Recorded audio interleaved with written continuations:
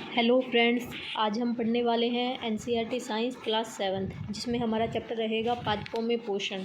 इस चैप्टर के नोट्स हम पहले ही कर चुके हैं। अब इस चैप्टर के एमसीक्यू हम करने वाले हैं। शुरू करते हैं। पादपों में पोषण का प्राथमिक तरीका क्या है? जो पादप होते हैं वो पोषण के लिए उनके अंदर कौन सा तरीका होता है?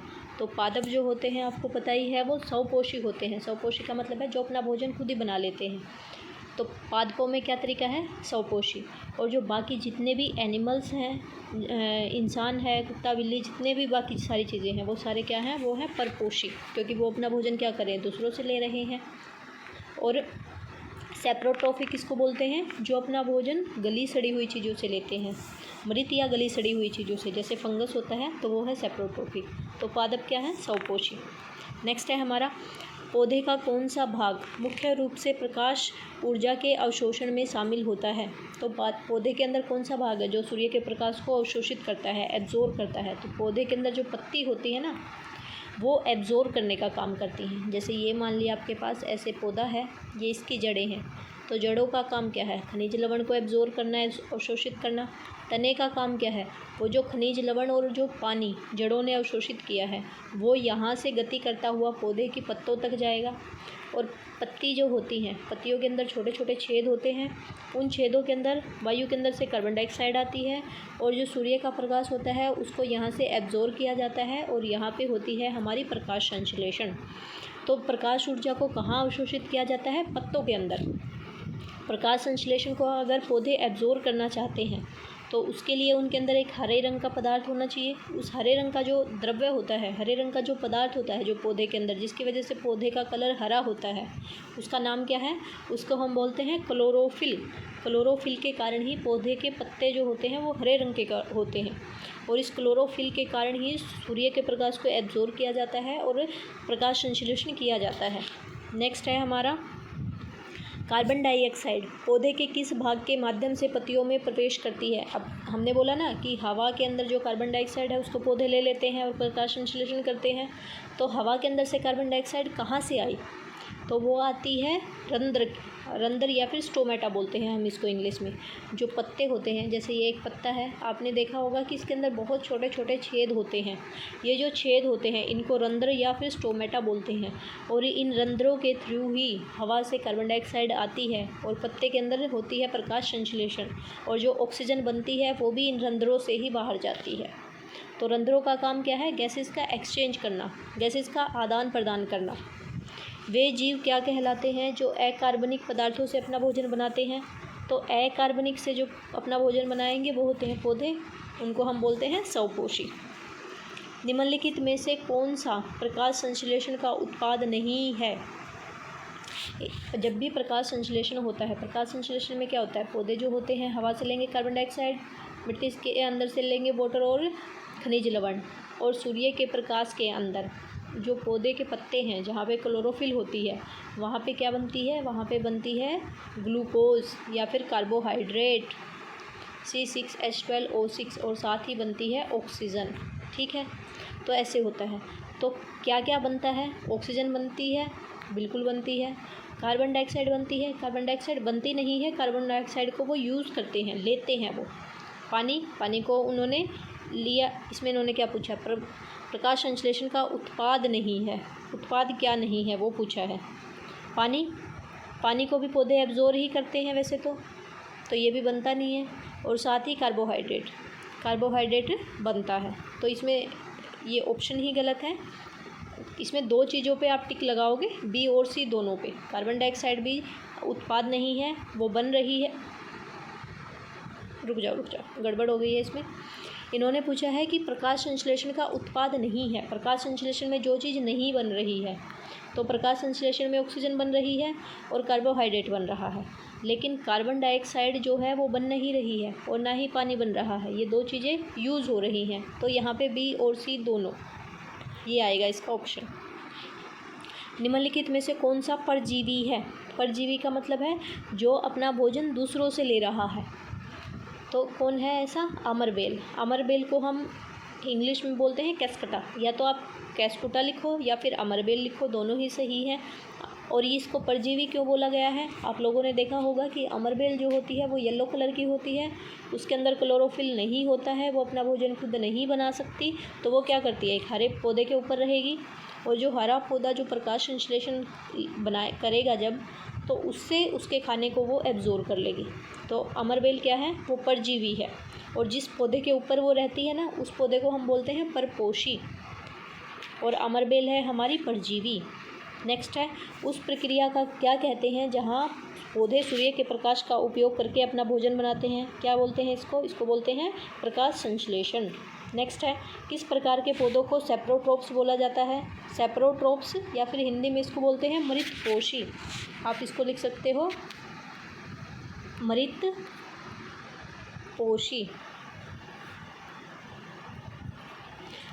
ठीक है, तो किस प्रकार के पौधे होते हैं जिनको हम सेप्रोट्रोप्स या फिर मृतपोषी बोलते हैं?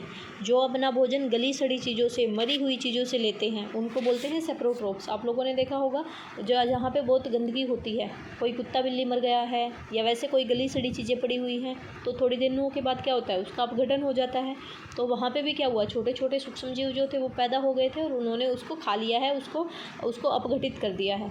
तो वो जो सूक्ष्मजीव थे जिन्होंने उन गली सड़ी चीज़ों को खा के ख़त्म कर दिया, उनको क्या बोलेंगे, उनको बोलेंगे सेप्रोट्रोप्स।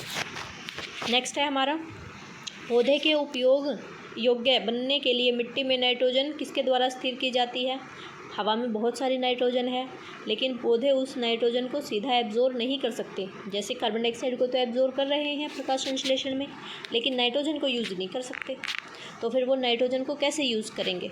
तो जो जीवाणु होते हैं, राइजोबियम नाम का जो जीवाणु होता है, वो क्या करता है, हवा के अंदर की नाइट्रोजन को लेगा और उसको नाइट्रोजन के यौगिक में बदल देगा। इसको बोलते हैं नाइट्रोजन को स्थिर करना या फिर नाइट्रोजन का स्थिरीकरण। तो ये नाइट्रोजन का स्थिरीकरण किसने किया? जीवाणु ने या फिर बैक्टीरिया ने। और नाम से अगर पूछा जाए तो राइजोबियम, क्या बोलेंगे,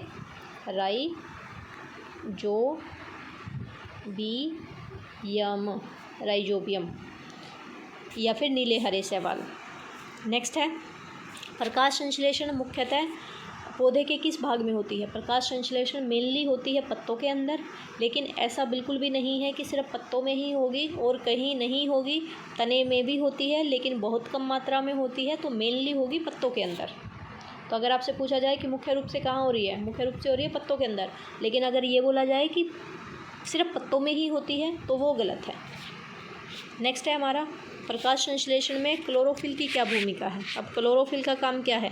प्रकाश की ऊर्जा को एब्जॉर्ब करना। अगर क्लोरोफिल नहीं होगा तो प्रकाश की ऊर्जा को एब्जॉर्ब ही नहीं किया जाएगा, और प्रकाश ऊर्जा को एब्जॉर्ब नहीं करेंगे तो प्रकाश संश्लेषण होगा ही नहीं। तो क्लोरोफिल का काम क्या है? प्रकाश ऊर्जा का अवशोषण करना, ग्रहण करना।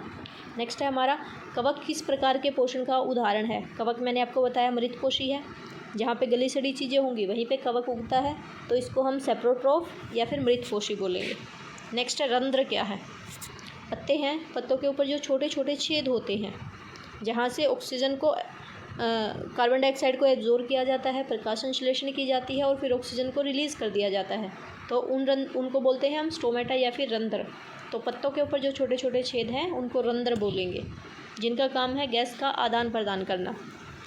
रक्षक कोशिकाएं क्या होती हैं? अब ये जो रंध्र हैं आपके, इनके चारों तरफ ऐसे कोशिका बनी हुई होती हैं, और इन कोशिकाओं का काम क्या है? इन रंध्रों को खोलने का और बंद करने का। ठीक है, तो ये है हमारी रक्षक कोशिकाएं, रंध्रों को खोलने में और बंद करने में ये कंट्रोल करती हैं। प्रकाश संश्लेषण का मुख्य उत्पाद क्या है? जब भी प्रकाश संश्लेषण होगा, अभी मैंने आपको बताया था, तो क्या बनेगा? कार्बोहाइड्रेट या फिर उसको शर्करा या ग्लूकोज, कुछ भी आप बोल सकते हो, कोई भी ऑप्शन लिखा है सारे ठीक हैं। तो प्रकाश संश्लेषण में मुख्य उत्पाद क्या बना? शर्करा, ग्लूकोज, कार्बोहाइड्रेट, तीनों में से कोई भी आ जाए, तीनों ही ठीक हैं। नेक्स्ट है, प्रकाश संश्लेषण के दौरान पौधे कौन सी गैस को अवशोषित करते हैं? तो पौधे कौन सी गैस को अवशोषित करेंगे? कार्बन डाइऑक्साइड को। और कौन सी गैस को छोड़ते हैं? ऑक्सीजन को। पौधों में प्रोटीन के संश्लेषण के लिए कौन सा खनिज आवश्यक है? अब मैंने आपको क्या बताया था, पौधों ने जब प्रकाश संश्लेषण किया तो उन्होंने कार्बोहाइड्रेट बनाया C6H12O6, तो इसके अंदर कार्बन है, हाइड्रोजन है, ऑक्सीजन है। ठीक है, लेकिन प्रोटीन ये नहीं बना पा रहे। प्रोटीन के लिए चाहिए इनको नाइट्रोजन, जो कि नाइट्रोजन पौधा नहीं बना पाता। तो नाइट्रोजन वो कहाँ से, मिट्टी के अंदर से लेता है। तो नाइट्रोजन, प्रोटीन के लिए क्या चाहिए उसको, प्रोटीन के लिए उसको चाहिए नाइट्रोजन। ठीक है।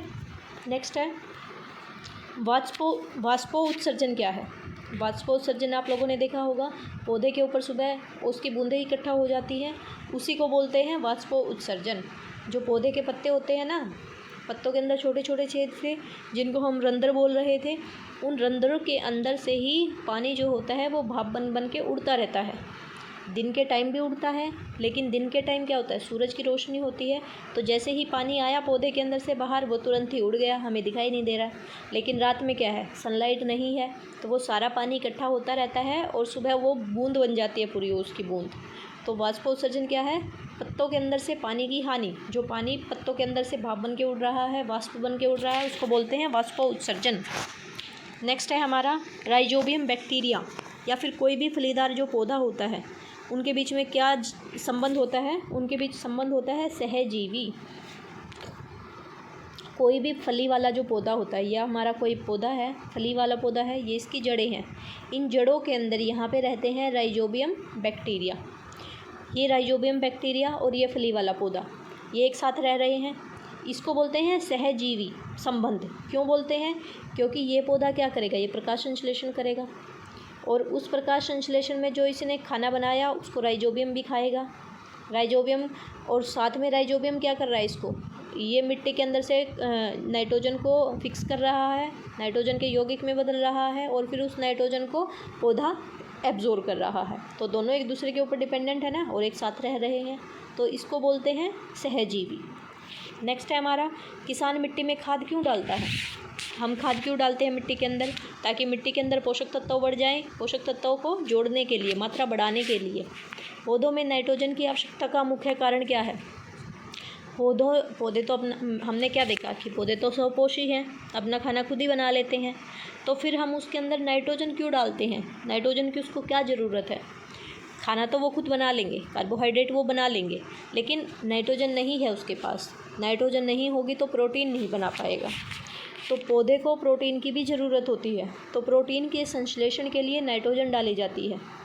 ठीक है। नेक्स्ट है हमारा, पौधे मिट्टी से खनिजों को कैसे अवशोषित करते हैं। मिट्टी के अंदर खनिज हैं बहुत सारे, तो पौधे उसको कहाँ से एब्जॉर्ब करेंगे, जड़ से। जड़ उसको एब्जॉर्ब करेगी, पत्तों, फिर वो तने के अंदर से होती हुई पत्तों तक पहुँच जाएगी। तो कहाँ से एब्जॉर्ब हुई, जड़ों से। प्रकाश संश्लेषण के द्वारा उत्पन्न ऑक्सीजन का क्या होता है, प्रकाश संश्लेषण हुआ, कार्बोहाइड्रेट बना, कार्बोहाइड्रेट को क्या किया, पौधे ने यूज़ कर लिया, बाकी को स्टोर कर लिया, लेकिन जो ऑक्सीजन बनी उसका क्या हुआ, वो जो ऑक्सीजन बनी वो रंध्रों से वायुमंडल में बाहर निकल गई, रंध्रों ने उसको बाहर निकाल दिया। तो कहाँ गई है, वो वायुमंडल के अंदर छोड़ दी गई है, हवा में चली गई है, और हवा में हम सब सांस ले रहे हैं, फिर वो हमारी बॉडी में जा रही है। इस तरीके से हम पौधों के ऊपर डिपेंडेंट है।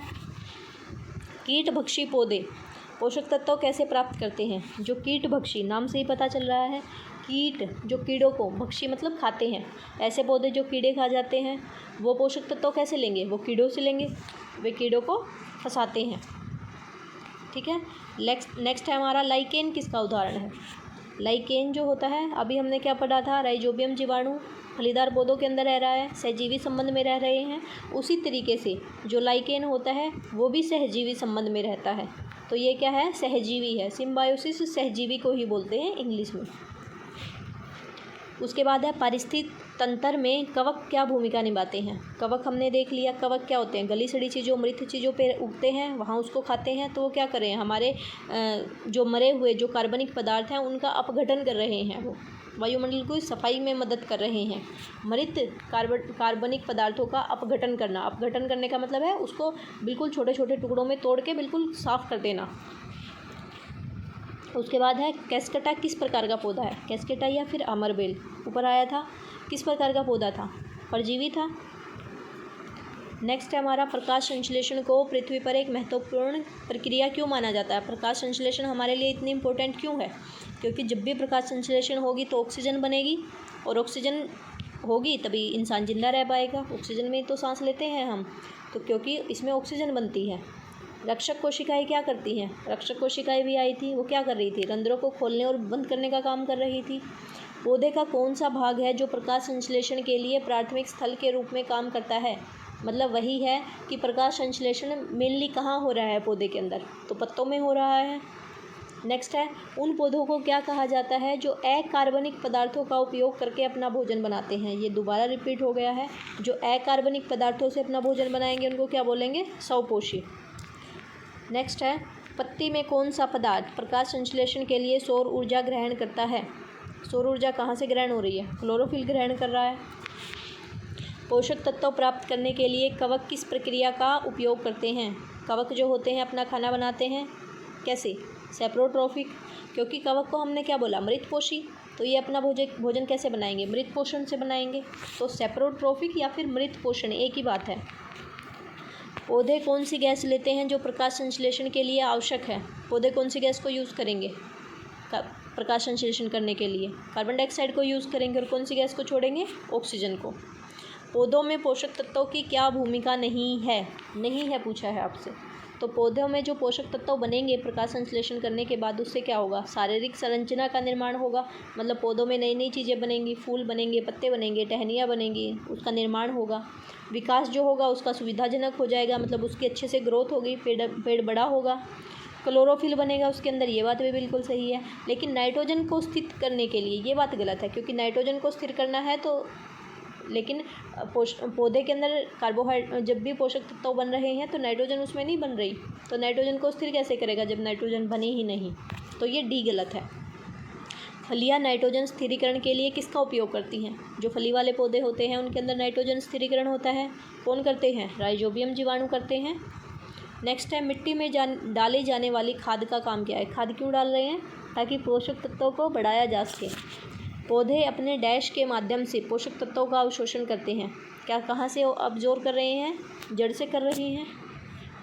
तो ये वाला चैप्टर हमारा